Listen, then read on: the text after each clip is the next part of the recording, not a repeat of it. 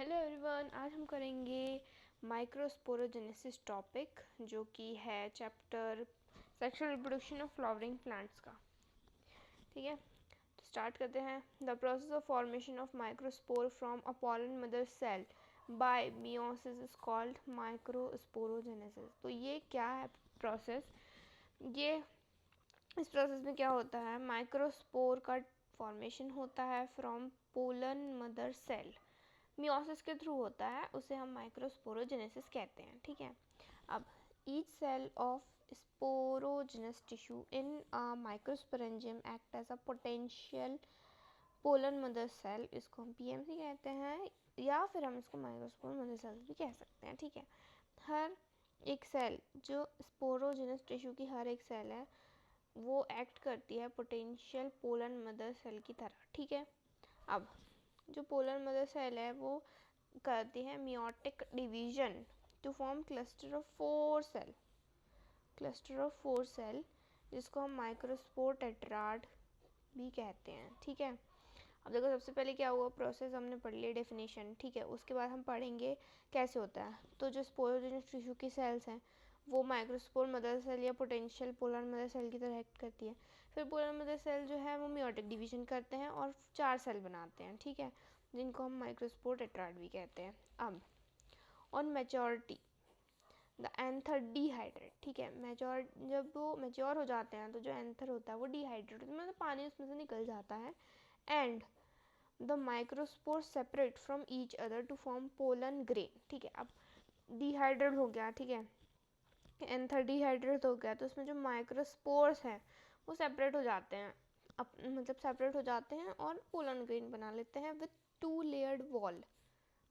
ठीक है, 2 layered wall, एक आउटर जो होती है वो हार्ड एक्साइन लेयर होती है और जो इनर होती है वो इंटाइन। ठीक है, जो अंदर होती है वो इंटाइन। जैसे कि ये अगर हमने मान लिया पोलन ग्रेन है, ठीक है, यहाँ पे है सेल, तो यहाँ पे एक लेयर होगी, 2 लेयर होगी। ठीक है, इसको हम नाम देंगे एक्साइन, और जो अंदर वाली है वो होगी इंटाइन। ठीक है, अब ये लिखा है द एक्साइन, जो बाहर वाली है, is made up of sporopollenin. ये चीज़ इंपॉर्टेंट है, कई बार एमसीक्यूज में या प्रीवियस क्वेश्चन में पूछी भी गई है। ठीक है, तो जो एक्साइन है वो स्पोरोपोलिन से बनता है और जो इंटाइन है वो सेल्यूलोज और पैक्टीन से बना होता है। ठीक है, अब exine has a aperture where sporopollenin is absent called germ pore. अब भाई इसमें एक जगह होती है, ठीक है,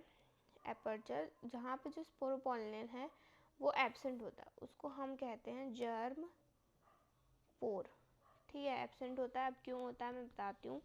the newly differentiated pollen grain has central nucleus और डेंस प्लाज्म साइटोप्लाज्म। जो न्यूली डिफरेंशिएटेड पोलन ग्रेन, मतलब जो अभी अभी बना है, जो पोलन ग्रेन अभी अभी बना है, उसमें एक सेंटर में एक न्यूक्लियस होता है। ठीक है, और बहुत सारा साइटोप्लाज्म होता है। ठीक है, अभी देखो जो ये स्पोरोपोलिन है यहाँ पे क्यों एब्सेंट होती है, देखो मैं बताती हूँ। स्पोरोपोलिन है, ये भी एक इम्पॉर्टेंट पॉइंट हुआ है कि ये बहुत ही, मतलब कि ऐसा सब्सटेंस है, बहुत ही हार्ड सब्सटेंस होता है। ठीक है, जो किसी भी चीज़ से रेजिस्ट कर लेता है, मतलब कि अगर इसको हम बहुत ही गर्म टेम्परेचर में रखें या फिर बहुत ही ज़्यादा एसिड प्रोवाइड दें, ये हर चीज़ से रेजिस्ट हो जाता है।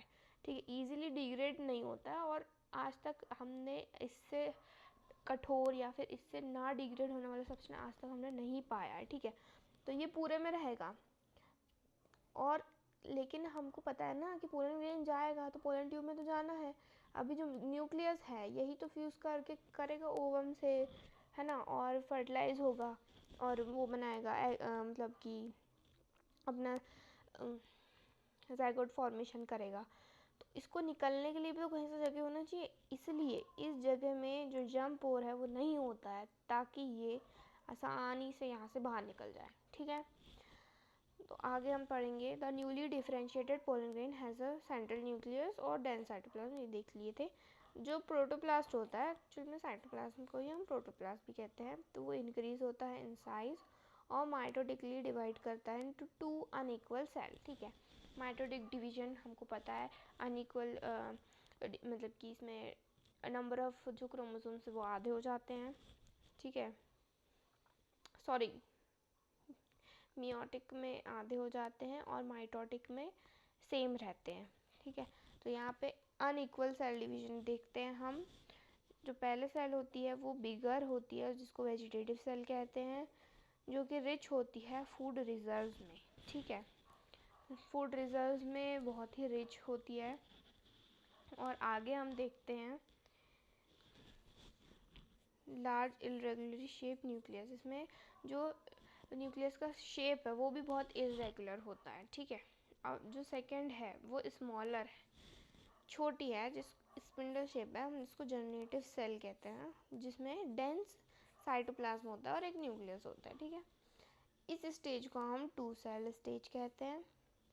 और मेजॉरिटी ऑफ एंजियोस्पर्म्स में जो पोलन ग्रेन है वो रिलीज हो जाते हैं इस 2 सेल स्टेज में, जहाँ पे कुछ स्पीसीज में जनरेटिव सेल डिवाइड होती है 2 मेल गैमेट में और प्रोड्यूस करती हैं, ठीक है, 3 सेल्ड स्टेज। इस स्टेज को हम 3 सेल्ड स्टेज कहते हैं, ठीक है।